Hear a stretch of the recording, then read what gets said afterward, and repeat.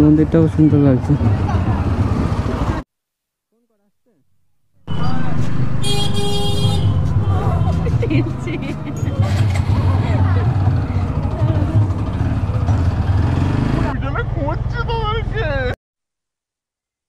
তো গাইজ এখন কানলা থেকে বেরোচ্ছি, আর আজকে ভাই অনেক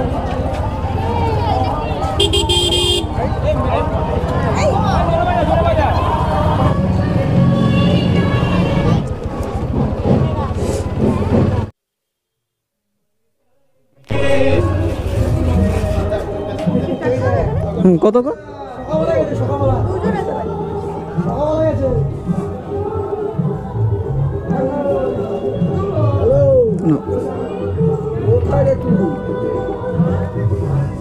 না